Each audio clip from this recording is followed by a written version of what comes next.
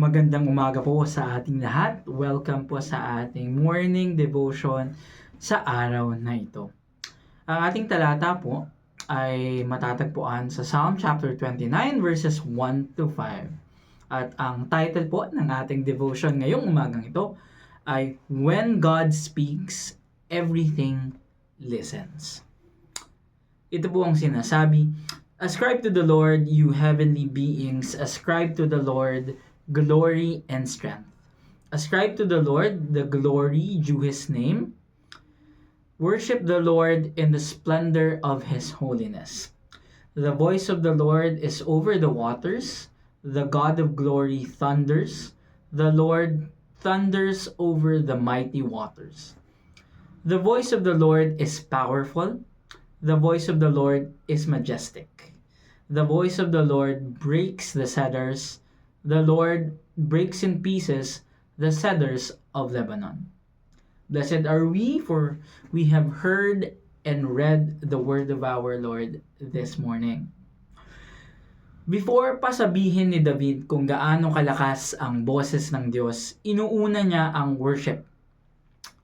Parang reminder na bago ka humingi, magreklamo o magtanong, i-recognize muna natin kung sino ang Diyos. Hindi dahil kailangan ni God ng praise, no? But because we need to remember who He is.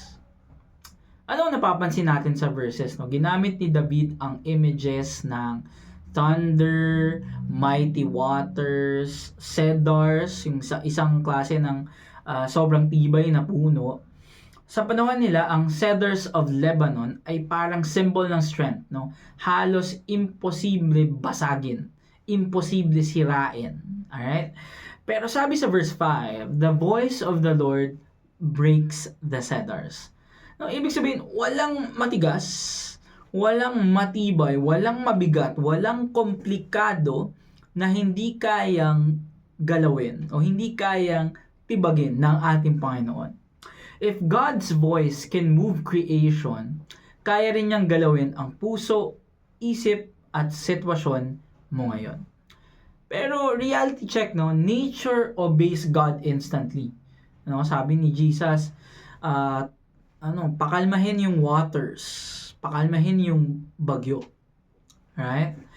At nakikinig ang nature. Pero tayo kaya, no? Tayong tao, tayong mga Kristiyano, madalas nagdadalawang isip, madalas nagra-rationalize, madalas naghihintay pa ng perfect timing bago makinig at sumunod sa ating Panginoon.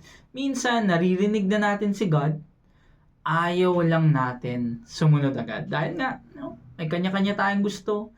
Gusto natin na minsan, iba yung gusto natin sa gusto ng ating Panginoon para sa atin.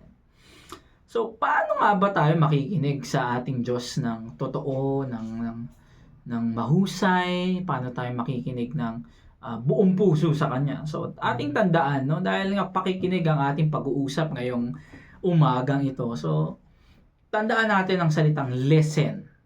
No? Sa Tagalog, pakikinig or makinig. No? Tandaan natin ang anim na letra. Listen. L-I-S-T-E-N. So, unang-una, L. Let go of the noise. So, ang daming ingay sa araw-araw. Social media, nandyan ang opinion ng ibang tao, nandyan yung mga kung ano-ano yung naiisip natin, no? Nag-overthink tayo. Tapos, sasabihin natin, Lord, bakit parang di kita marinig? No? Pero baka hindi siya tahimik. Sobrang busy lang ng ating isipan kaya hindi natin ma-discern ang boses ng ating Panginoon. No, minsan pagkagising mo, imbes na mag-devotion or mag-pray, cellphone na agad. Tama? No, baka doon pa lang puno na ang isip mo. Diba? So, subukan natin, no? Magbigay ng time para sa ating devotion, sa ating prayer time. Magbigay talaga ng conscious tayo sa oras natin na, okay, sa araw na ito, everyday, no, kakausapin kong Panginoon, magde-devotion ako, lagi ako manonood ng ating morning devotion para makausap ko ang ating Panginoon. Number 2, no?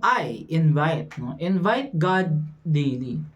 Si God ay hindi lang pang-emergency, no? Listening to God is a daily relationship, not a crisis move. No, hindi lang tayo lalapit sa o makikinig sa ating Panginoon pag emergency lang. No? God is not an ambulance. God is not a hospital. No? Yes, He heals us, no? Pero let's not treat Him na, okay, pupunta lang ako dyan pag may sakit ako, or pupunta lang, makikinig lang ako pag may sakit ako, pag may kailangan ako, no? No, kasi ang problema, no, hindi mo kakausapin ng kaibigan mo only kapag may problema ka, tama? No, kung maganda ang relasyon natin sa isang tao, hindi lang siya pang emergency. No, lagi araw-araw natin kakausapin, araw-araw natin kasama kasi no, masaya tayo sa feeling ng tao na 'yon, no? So, ganun din ang relasyon natin sa ating Panginoon. God is not for emergencies, God is for our daily life. So, dapat maging masaya rin tayo na makasama ang ating Panginoon sa ating pang-araw-araw na buhay. So, by having simple prayers, no, yun, I think na-mention ko na before yung breath prayers according to Rick Warren, no, yung author ng Purpose-Driven Life. No, sabi niya, sa business ng buhay natin, dapat every part ng buhay natin, every time, no, kaya nating makausap dapat ang ating Panginoon. So, as simple as a 30-second to 1-minute prayer, no, every day, naglalaba, nagluluto, nagtatrabaho, no, kausapin natin ang ating Panginoon. Lord, guide my thoughts today. Lord, help me hear you. Alright? Slow down. Minsan gusto natin instant clarity, no? Biglang solve ang problem, biglang okay na ang lahat, no? Pero God often works in process, not rush. So, career decisions, healing, relationships, hindi lahat nasasagot in one prayer. So, practice pausing. So, bago ka mag-react, bago ka mag-decide, bago ka mag-assume, stop ka muna. No? Sabi nga, no, think before you click. So, hindi lang yan applicable sa internet. Applicable din yan sa buhay natin. Ha? We always have to think muna, to pray before we say something, before we do something, and before we decide for something. Kasi sa dapat lahat ng aksyon at ginagawa natin, dapat ay kasama natin ang ating Panginoon. T, trust His voice. God's voice sometimes challenges our comfort. No, minsan kasi ang boses ng ating Panginoon, or madalas, no, ang boses ng Panginoon, ang inuutos niya sa atin, it takes us out of our comfort zone. Kaya marami sa atin ang ayaw na lang makinig. Teka lang Lord, pagod na ako eh. Teka lang Lord, parang hindi ako komportable dyan eh. Right? So, you have to rest, no? For example, you have to rest when you feel guilty resting. You have to forgive when it still hurts. You have to wait, no? When you feel left behind. So, again, no?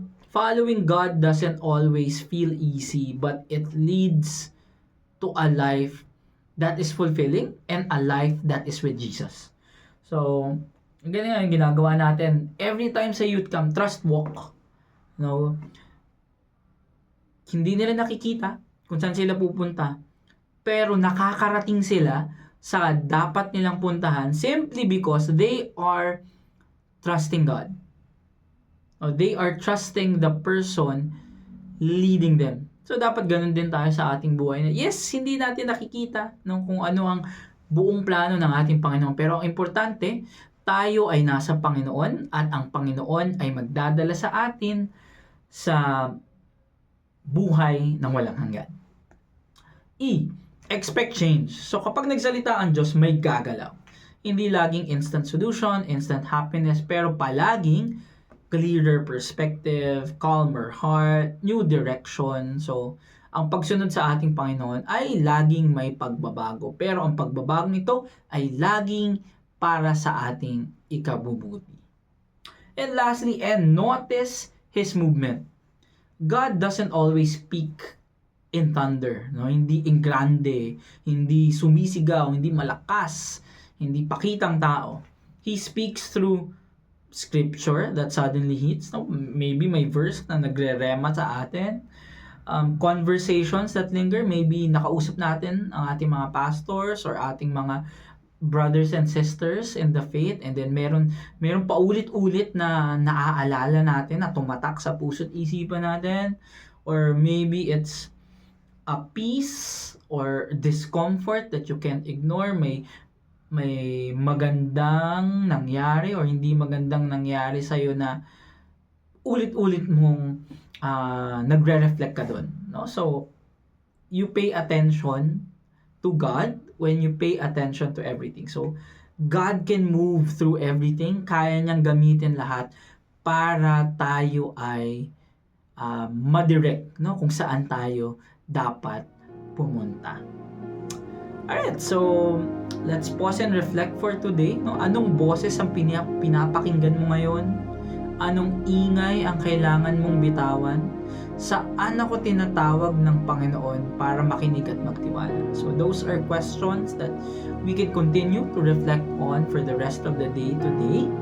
So this week, no, bago ka mag-scroll, mag-react, mag-decide, listen first. Makinig. No, sabi nga, we have to listen, let go of the noise, invite God daily, slow down, trust His voice, expect change, and notice His movement. So if God's voice can break cedars, He can guide your next step too. Tayo pong lahat ay manalangin. Lord, ang daming ingay sa aming paligid. Teach us to quiet our hearts and to listen to You. Help us trust Your voice, slow down, and obey even when it's uncomfortable. May our lives give You the glory that is due Your name.